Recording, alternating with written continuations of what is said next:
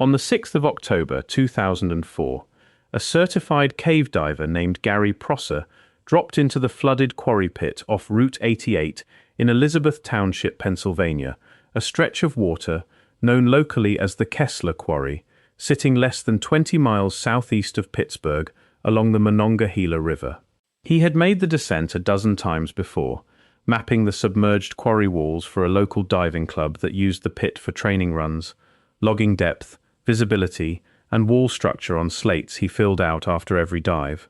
This time his light caught something along the north wall that had not been there in his earlier surveys, or that he had simply never noticed at that depth. 42 feet down, set into a dressed limestone jamb cut directly into the quarry face, was a door. Not a collapsed timber support, not a minecart rail bent into a frame by decades underwater. A door, iron-strapped, fitted with a keyed lock plate, sealed into stone that had been shaped, squared, and finished with a precision that had no obvious purpose in a working quarry. Prosser surfaced, reported the find to his club, and within a week the story had reached the Allegheny County Recorder of Deeds, the Rivers of Steel Heritage Area, and a handful of local historians who began looking for the Kessler Quarry in the county's own paperwork. What they found, and what they did not find, is the reason this story is still being told. If you're enjoying this story so far, don't forget to hit the like button and subscribe. Drop a comment telling me where in the world you're watching from. I love hearing from you. The Kessler Quarry operated as a limestone extraction site from 1881 until its sudden closure in 1926, cutting stone from what geologists identify as the Pittsburgh limestone member of the Castleman Formation, a band of Pennsylvanian-age rock that ran beneath much of the county and supplied dress stone for the retaining walls and foundation courses lining Pittsburgh's expanding riverfront during the city's steel boom construction years. County tax records list the operator as the Kessler Stone and Lime Company, a firm incorporated in 1879 and dissolved in 1927, 1 year after the quarry itself went dark. The pit measured roughly 300 feet across, at its widest working face, and had been cut in stepped terraces to a final depth of about 90 feet before flooding took the lower third sometime after abandonment, when the pumps that had kept the working floor dry were shut off and never restarted. Company payroll ledgers, also held today by the Rivers of Steel archive, list a workforce that peaked at 71 men in the summer of 1924 and had fallen to under 20 by the following spring, a decline the surviving paperwork attributes to the same national shift away from dressed stone that closed dozens of quarries across the region during those years. The Pennsylvania Bureau of Industrial Statistics, whose annual reports tracked employment and output at quarries across the state, lists Kessler's last reported operating year as 1925, a full year before the company's own internal ledger shows work continuing on site. Two state records kept by two different offices disagree by 12 months about when this quarry actually stopped functioning. What divers like Prosser see today is a quarry wall carved in the blocky, uneven pattern typical of 19th century hand-drilled limestone extraction, char marks from black powder blasting still visible along several of the upper benches. The door sits below all of that, cut into a section of wall that shows none of the same blast pattern. The opening measures roughly 6 feet in height and just under 4 feet in width, framed by dressed limestone blocks nearly 18 inches thick, each corner squared to a tolerance the surrounding quarry work does not share anywhere else in the pit. A structural engineer who examined Prosser's photographs for a regional caving publication in 2006 described the jamb as cut to what she called finish-grade tolerance, the kind of precision expected in a building foundation, not a working quarry face where speed and volume, not exactness, governed the labor. The iron straps on the door itself are hand-forged, consistent with late 19th century blacksmith work, but the lock plate bears no manufacturer's stamp, no patent date, nothing that has allowed metallurgists to place its origin with confidence. What the door is guarding, if it is guarding anything at all, has never been opened. The lock has rusted solid. Divers who have since visited the site have been asked, informally and then formally, not to attempt forced entry, a request the diving club has honored for 2 decades, its members photographing and measuring the door on each visit, but never touching the lock itself. The Kessler Stone and Lime Company's own production ledgers run in continuous monthly entries from the company's incorporation through late August of 1926. Then the entries stop. The final surviving ledger page ends mid-month, on the 17th, with a partial tally of stone shipped that week, and a notation, in a different hand than the rest of the ledger, reading simply closed. No explanation follows, no liquidation notice, no insurance claim, no correspondence describing an accident or a flood or a labor dispute survives in the company's own papers. The Allegheny County Recorder's transaction ledger for that same stretch of land shows an even stranger gap. Property tax assessments for the parcel were filed without interruption from 1881 through 1926. Then the recorder's own daily transaction log, which tracked every deed, lien, and assessment filed at the courthouse, is blank for 3 consecutive days beginning on the 19th of August, 1926. The clerk's log resumes on the 23rd with an unrelated entry, as though the 3 missing days had simply never been logged at all. County archivists have offered the standard explanation that courthouse logs from this period were sometimes kept irregularly, and pages were occasionally lost or misfiled during later relocations of county records. That explanation may be correct. It does not account for why this particular gap falls precisely across the same window in which the quarry's own ledger records its final unexplained entry, and it does not account for the Bureau of Industrial Statistics recording the site as already closed a year before either ledger stops. A geologist named Walter Prentice, employed at the time by the Pennsylvania Geological Survey's 4th Survey Division, is recorded in the division's own field correspondence as having visited the Kessler Quarry in September of 1926, roughly 3 weeks after the company's ledger goes dark. Prentice had spent the previous 6 years cataloguing limestone formations across western Pennsylvania for the survey's ongoing assessment of the region's building stone reserves, a slow, methodical body of work reflected in dozens of prior field reports bearing his name, each running 6 to 10 pages with detailed strata measurements and photographic plates of quarry faces from Beaver County to Fayette County. His report on the Kessler site, filed that October, runs to less than a single page, unusually brief by the standard of his earlier work, and describes the quarry only in general terms, noting flooding in the lower benches and recommending no further survey action. It makes no mention of a sealed opening, dressed to finish-grade tolerance, on a wall he would have had to pass to reach the flooded section he did describe. Within 4 months, Prentice had left the building stone division entirely and transferred to a coal seam mapping project in Fayette County, a lateral move with no salary increase and no clear connection to his prior specialty. He would spend the rest of his career in coal geology and never again published or field reported on limestone formations. His personnel file, also held by the survey, gives no reason for the transfer beyond a single line reading reassigned per departmental need. Not everything about the Kessler door survives only in institutional paper. A retired quarry worker named Thomas Ferro, interviewed by a local newspaper in 1978, when he was in his early 80s, said his father had worked the Kessler benches until the closure and had kept, until his own death, a single object from the site, a hand-drawn survey sketch showing the lower quarry bench with a rectangular marking along the north wall labelled only vault, no further description attached. Paper conservators who later examined the sketch for the Historical Society dated the stock and the ink to a range consistent with the 1890s or early 1900s, decades before the quarry closed and long before Prosser's dive.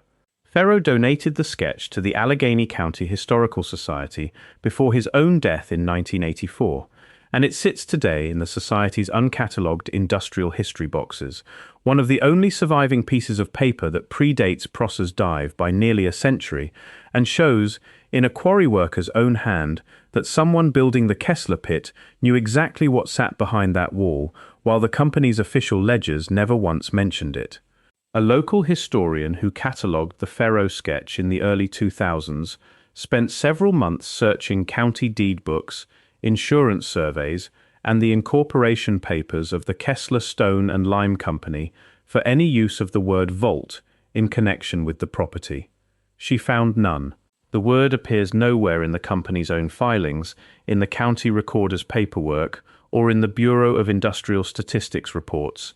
It appears exactly once, in pencil, in the hand of a stone worker's son who had no reason to invent it and no institutional record to draw it from. If you're hooked on this story, make sure to subscribe and turn on notifications so you never miss an upload. Your support means everything and helps me bring you more emotional stories like this one. None of this, taken alone, would be unusual. Quarries closed abruptly across the region during this period. Victims of shifting demand as structural steel and poured concrete began replacing dressed stone in Pittsburgh's construction trade. Clerks lost pages. Geologists changed assignments. What makes the Kessler door worth examining is that it is not the only sealed opening of its kind found in an American quarry-turned-dive site, and the pattern that connects them is not a matter of a single strange coincidence in one Pennsylvania township. The Bonne Terre mine in Bonne, Terre, Missouri, a flooded lead mine that operated from the 1860s until 1962, and today functions as one of the country's largest underground dive sites, descending in places to more than 100 feet across a network of chambers cut by generations of lead extraction, contains at least 2 sealed access points that mining company records from the 1890s describe only as closed by order, with no further explanation entered into the surviving company minutes. Divers exploring the mine's lower levels in the 1980s documented iron-strapped doors set into finished stone openings, strikingly similar in construction to what Prosser photographed at Kessler, doors that predate any recorded safety regulation requiring sealed bulkheads in lead mining. The St. Joseph Lead Company's own engineering staff, according to a company history compiled decades later by regional historians, could not explain the specific purpose of these closures when asked directly in oral history interviews conducted in the 1970s, several of them saying only that the doors had always been there, sealed, long before their own careers with the company began. The explanation offered at the time that the doors sealed off unstable or exhausted sections of the mine does not match the physical evidence, since several of the sealed areas show no sign of structural instability and in at least one case continue for an unknown distance beyond the door itself, a distance divers have never been permitted to survey. A comparable pattern appears at the SubTropolis limestone mine complex beneath Kansas City, Missouri, a former extraction site that today totals more than 22 million square feet of usable underground space and ranks among the largest excavated commercial facilities in the country. Carved from the same Bethany Falls limestone that made the region a center of quarrying through the late 1800s, where sections of the mined-out area were sealed off during the Cold War for use in federal record storage, some of it connected to the National Personnel Records Center's own retention program. Access to several of these sealed sections remained restricted for decades after their original storage purpose had ended, restricted not because the space was needed, but because the paperwork authorizing their original sealing had never been formally rescinded, a bureaucratic gap that outlasted the Cold War itself by more than a generation. What all 3 sites share is not a single design or a single material. It is a pattern in which finished, engineered closures appear in spaces built for extraction rather than storage, and in which the institutional record explaining those closures is thinner, later, or blanker than the physical evidence sitting directly in front of it. Extraction companies of this period were not in the habit of finishing stone they had no economic reason to finish. Every hour spent squaring a jamb to a tolerance the surrounding rock did not require was an hour not spent cutting the limestone the company was actually paid to ship, And yet at Kessler, at Bonne, and beneath Kansas City, someone spent those hours anyway, on openings that the company's own surviving paperwork treats as though they had never been built at all. If the Kessler door is what its construction suggests, a deliberately built and finished opening set into a working quarry face at a level of precision the rest of the pit never required, it asks a specific question of the historical record rather than a general one. It asks why a company whose every other transaction survives in exhaustive monthly detail would leave no trace of commissioning finish-grade stonework inside its own extraction site, no invoice for a mason skilled enough to do it, no line item for the iron straps or the lock plate. Company ledgers of this period were not casual documents, they were legal instruments, audited by insurers and by the state itself, and the absence of an entry is not neutral. It is, in the language this kind of record keeps, its own kind of statement. If the door predates the company's own operation of the site, as the 1890s dating on Ferro's sketch suggests it might, then the timeline the surviving paperwork assumes, a working quarry from 1881 to 1926, with nothing beneath its stated purpose, no longer accounts for everything standing in the pit.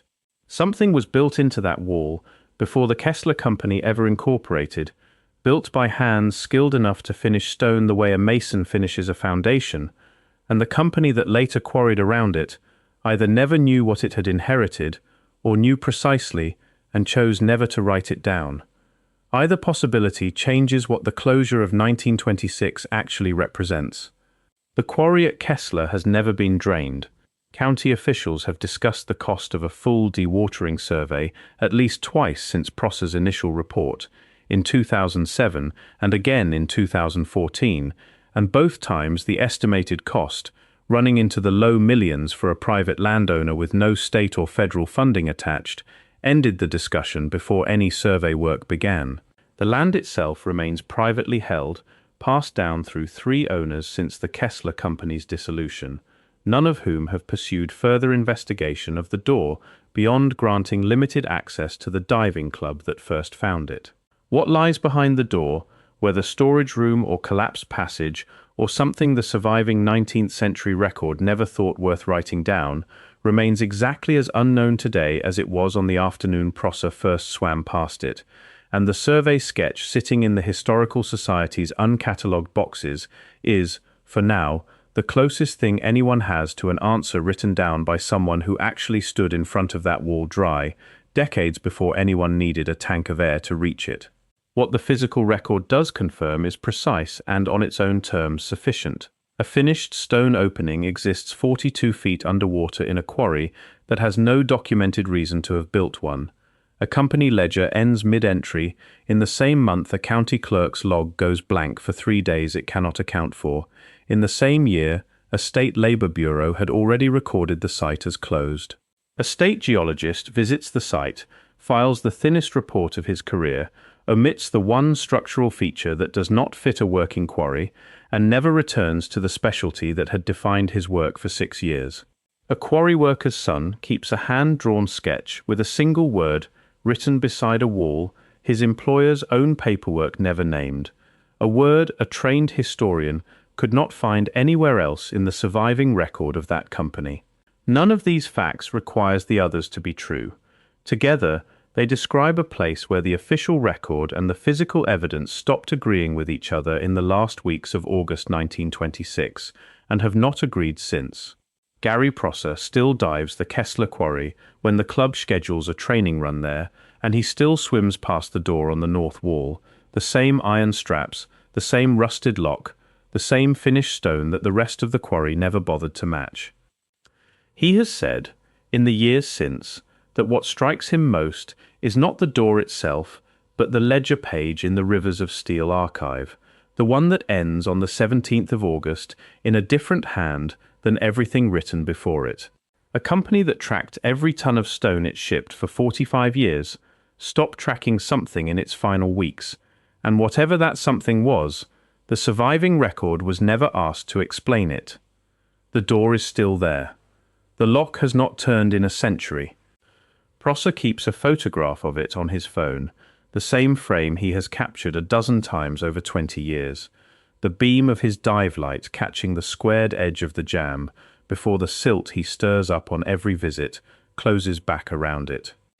He has stopped expecting anyone to fund the survey that would finally answer what the sketch and the ledgers and the missing days all point toward without quite saying it outright.